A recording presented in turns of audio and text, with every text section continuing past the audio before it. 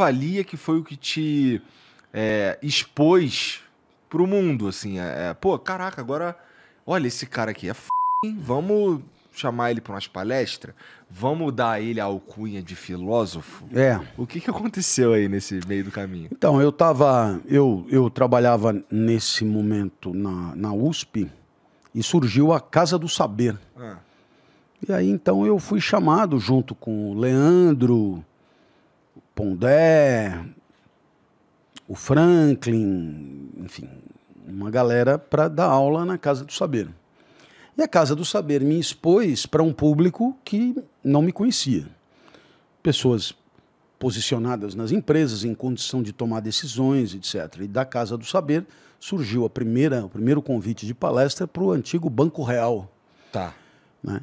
Através do seu presidente, que era meu aluno, Fábio Barbosa. Olha que interessante. E faz tempo isso aí, né, professor? 2000.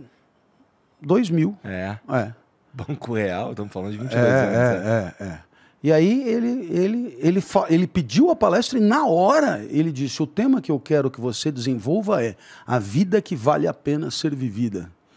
Então, eu depois escrevi um livro com esse título e dei muitas palestras. A própria palestra, A Vida que Vale a Pena Ser Vivida, ela já mudou de conteúdo muitas vezes, né?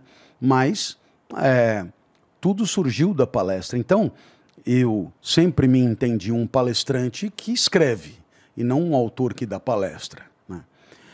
Aos poucos, no entanto, eu passei a dar, e isso eu devo especialmente ao editor Marcial da Citadel e a amizade que construímos, eu passei a dar aos livros uma importância que até então nunca tinha dado. No final das contas,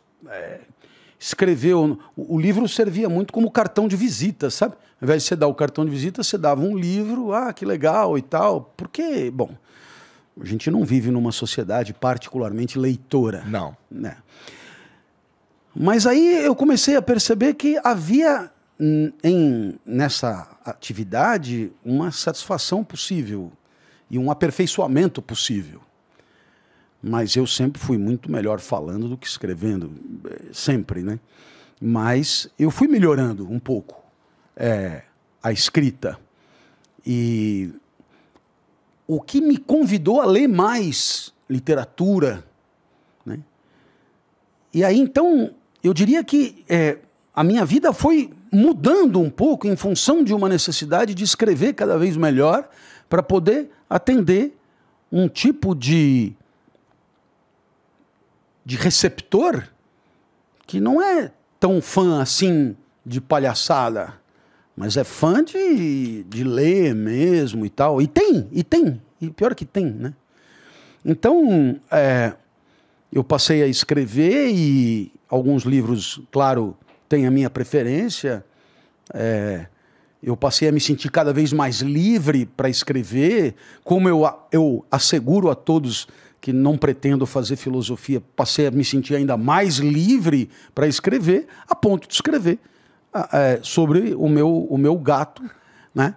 E isso é, na minha opinião, uma grande vitória pessoal, que eu jamais ousaria, até muito pouco tempo atrás, eu jamais ousaria uma aventura quase literária como essa. O final desse livro é literatura, né? Eu peguei um conto, né, de Chekhov, né? E eu, depois de ler algumas vezes, eu senti o gato Epaminondas numa situação análoga e eu reconstruí o cenário desse conto a partir do Epaminondas e de uma cachorrinha perdida ali no Conjunto Nacional. Sem spoiler, professor.